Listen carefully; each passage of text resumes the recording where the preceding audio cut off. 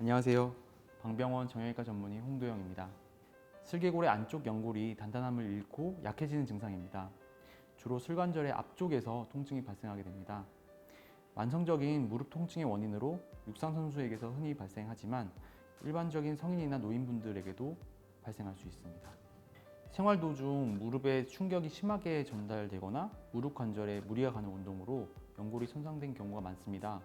또한 장시간 운전이나 무릎에 부담을 주는 자세를 지속하는 경우 또는 계단을 자주 오르내리는 경우 등 일상생활과 밀접한 연관이 있기에 모든 분들이 위험에 노출될 수 있어서 주의하셔야 합니다. 드물게 관절염이 원인인 경우도 있습니다. 젊은 연령층, 특히 여자에게 많이 발생하고 슬관절의 무력감, 운동 후 통증으로 시작합니다. 연골이 말랑말랑해지기 때문에 증상 초기에는 무릎이 뻐근하게 아프거나 시큰거리는 정도로 통증이 시작됩니다. 초기에는 무릎을 펴고 있으면 증상이 완화되지만 지속되면 뼈 사이 마찰이 심해지면서 무릎이 붓고 열감이 느껴지며 계단을 오르내리기가 힘들 만큼 통증이 발생하게 됩니다. 시간이 지날수록 손상이 가속화돼서 결국 퇴행성 관절염으로 이르게 될 수 있어 증상 초기에 발빠른 대처가 필요할 것으로 생각됩니다. 압력이 가해지면서 연골이 말랑해지는 것이기 때문에 부담을 주지 않는 것이 중요합니다. 따라서 앉아 계실 때는 무릎을 되도록 펴고 계시도록 하고 장기간 쪼그리고 앉아 있거나 양반다리, 계단 내려오기, 등산 등은 피하고 규칙적인 운동을 통해 적정 체중을 유지하는 것이 좋습니다.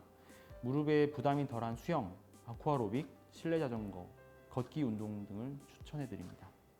그렇지는 않습니다. 하체 운동도 어떤 정도에 따라 다른데요. 스쿼트 같이 많이 구부리고 무릎에 압력을 주는 운동들은 당연히 피하셔야 될 것 같고요. 자전거 타기나 아쿠아로빅 같이 무릎에 하중이 좀 덜한 운동은 해도 좋습니다.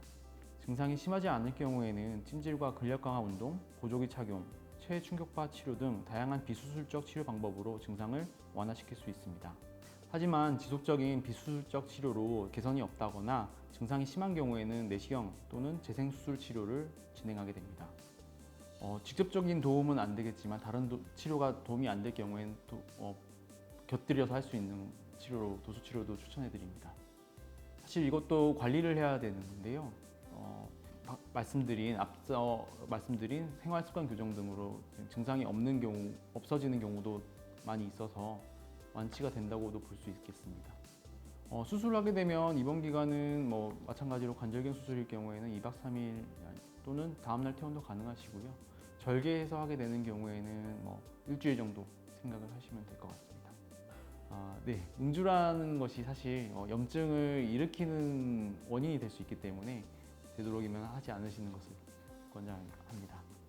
줄기세포 치료도 종류가 여러 가지 있어서 효과가 있다고 딱 잘라 말씀을 드리기는 어렵지만 연골 연화증이 오래돼서 연골에 문제가 생기면 시도해 볼 수 있는 치료 중에 하나라고 말씀을 드릴 수 있겠습니다. 무릎에서 소리가 나는 것을 발음성 슬관절이라고 하는데요.